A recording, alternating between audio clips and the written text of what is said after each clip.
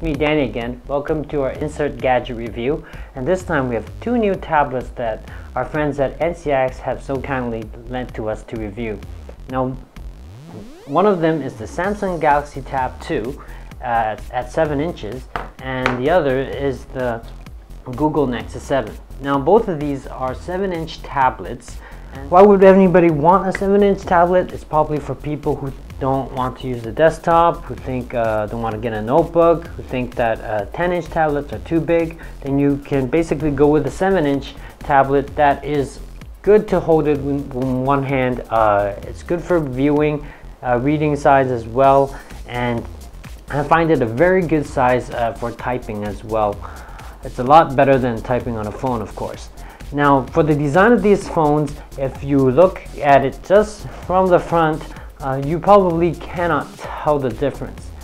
They look almost identical, other than the fact that you can see a big Samsung logo on the Samsung Galaxy Tab 2. Even the buttons are placed almost identically the same. You have the volume button and the wake up button on the same side, on the side of the phone, which I do find a little annoying, because when you want to sometimes turn up or down the volume, you might press the wake up or the sleep button by accident and you turn off the phone. But other than that, these two are very slickly designed. Where you can tell the real difference is when you're looking at the back of the tablet. Google Nexus 7 has a rubbery, soft rubbery texture at the back, and I find it really good because it is a little soft, so when you put it on a hard surface, you won't have to worry about scratching it. Now, the Samsung Galaxy Tab 2 has the same plastic material that they use for most of their devices now, like the Samsung Galaxy S3. They're both extremely lightweight, easy to carry around. Now, the Samsung Galaxy Tab 2 has a 1024 x 600 pixel screen, and Samsung are basically the masters of making tablet and phone screens, so you don't have to worry about the quality of it. But for the Google Nexus 7, I think it also has a very nice screen, if not even better. It has a 1280 x 800 pixel screen. Basically, they both have top-notch screens. Talking about the speed of the phones, the Samsung Galaxy Tab 2 has a 1 GHz dual-core processor, while the Google Nexus 7 has a Tegra 3 quad-core processor running at 1.2 GHz. So the Nexus 7 has the newer and the faster technology. But basically, if you're not benchmarking these devices, you won't be able to tell the difference. If you're a tablet or a phone gamer, maybe you would tell a bit more difference when you're playing some really high-end intensive graphics games.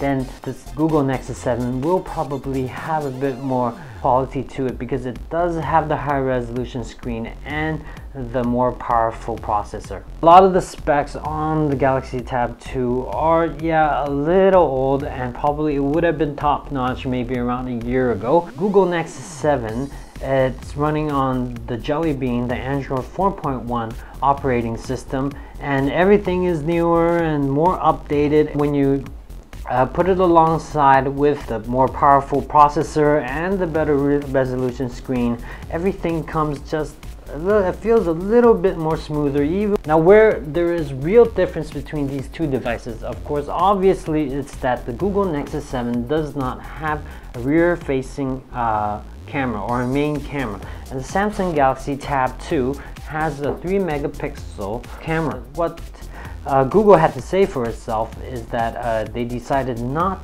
to include a camera because they thought that if they wanted to put a camera into this device, they wanted to be of very high quality. And of course, if they did that, they would have to raise the price.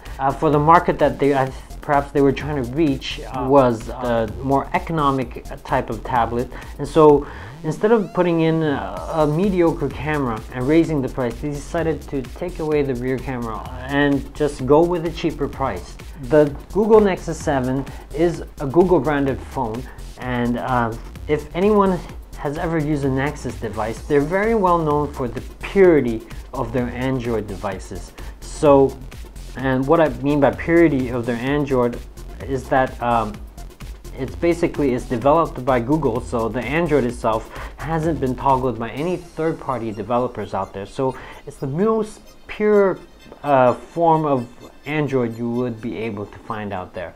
Now the other difference between these two devices that would give the Samsung Galaxy Tab 2 an edge is that it does have an expandable memory, because it has a micro SD slot on the side here, and so it comes with 8 gigs of internal memory, but it's expandable up to 32 gigs of micro SD. And last of all, the difference between these two devices is that the Samsung Galaxy Tab 2 does have a 3G, so if you do want to carry your tablet outside, then the Samsung Galaxy Tab 2 would be the one to go with. With that said, I have to say that the 7-inch tablets pertaining to these two, that they cut down a lot of BS, and these two are basically made for indoor home usage over the Wi-Fi. Now that's where you can get the best quality.